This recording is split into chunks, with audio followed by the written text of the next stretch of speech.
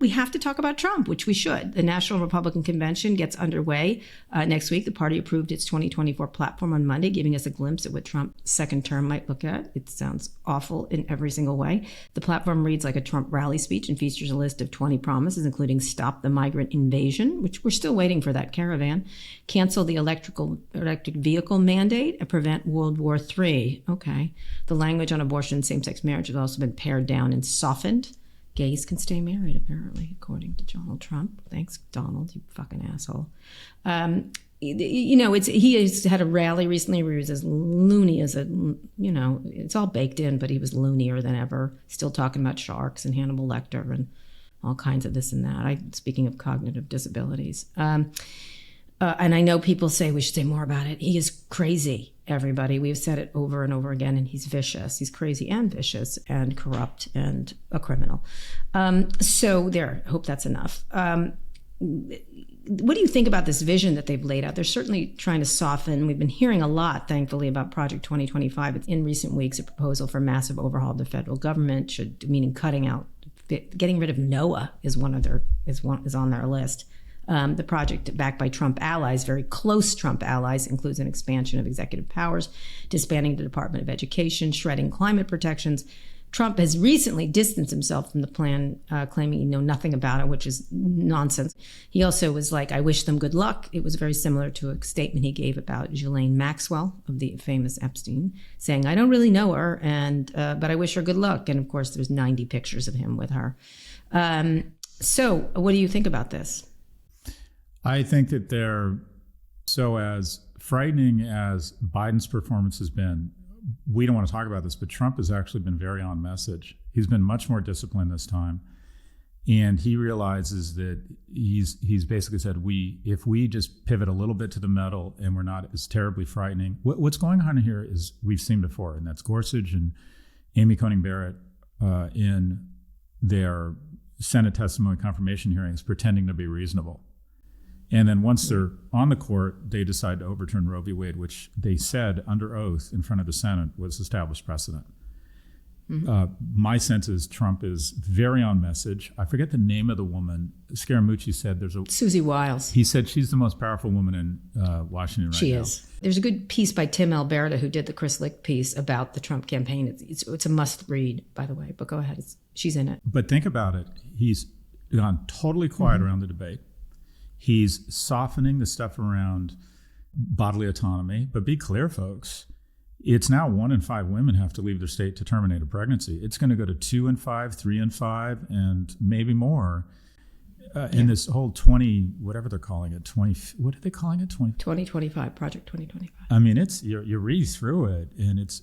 Oh, it's a Handmaid's Tale booklet. Be clear, folks. The thing about these things is we make the mistake of believing they're so fucking crazy they could never happen. No, they can happen. It can happen. So from a messaging standpoint, Trump's trying to distance himself.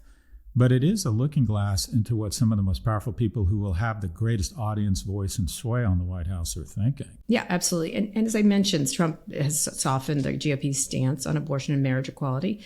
New platforms does not reference a national abortion ban, the first time it's been omitted in 40 years of these platforms. Leave it to the states, which is almost even worse. There's no longer a reference to traditional marriage as between one man and one woman. That's been in there for a long time. Bad marketing for them. I think you're right. He's softening the stance. Oh, I'm reasonable, but he is not reasonable, people. Let us be absolutely fucking clear. He will also have people in there like Stephen Miller who are they want to build giant camps and deport people. They want to put millions of people under arrest for existing, essentially. There's also major implications for tech in all of this. The plan calls for fewer restrictions on cryptocurrency, all their pals in that, repealing Biden's executive order on AI, which is quite a good one, actually, and bolstering commercial space exploration. This must be the Elon Musk must have called them and put them in. It signals a laissez-faire, if not outright cozy approach to emerging sectors, as the Washington Post put it. That's all Elon Musk, so just FYI. Tech regulation is already a struggle. There won't be any tech regulation. And government investment in commercial space exploration, of course, be a boon for Musk. And also Jeff Bezos, by the way. Now, it's interesting that some tech leaders are playing nice, some aren't, like Reid Hoffman isn't. And what was really frightening, and I know you don't like Mark Zuckerberg, but Trump threatened him in a way that sounded like a tin horn dictator.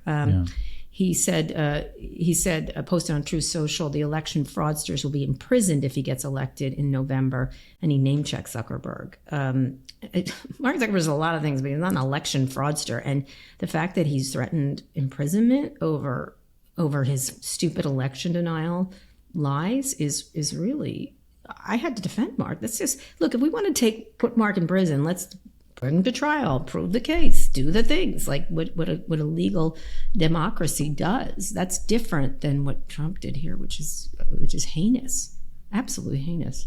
There's a clear, thick, indelible line between a democracy and fascism. And one of those lines, I mean, that there's sharp relief between an autocracy and a democracy is that we have decided that when people are elected to power, they can't use federal agencies to go after their political enemies.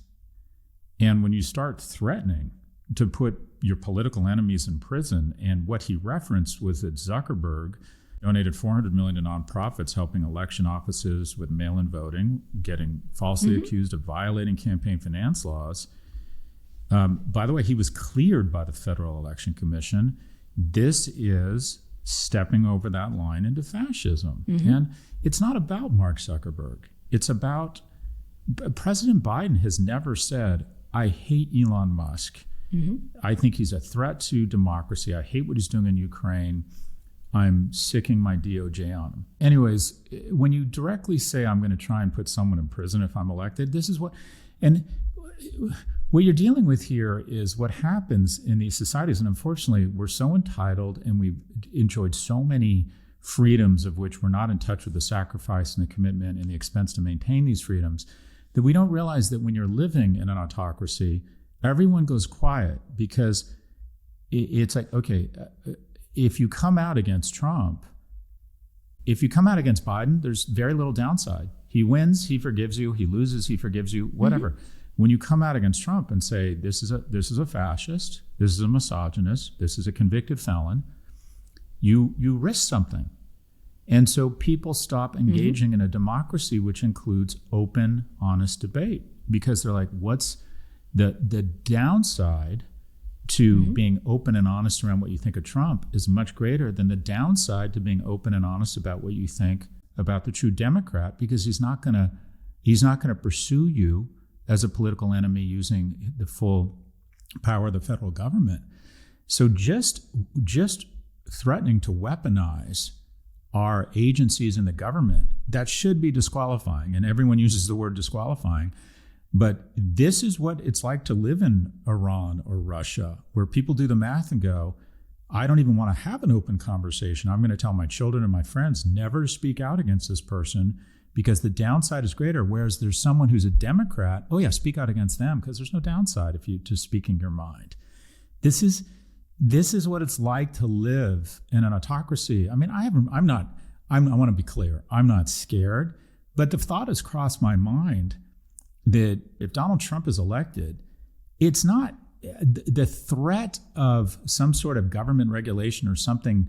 I'm not saying we'd be put in jail, but do they pass legislation that is damaging to you and your family? This is how we move away from a democracy.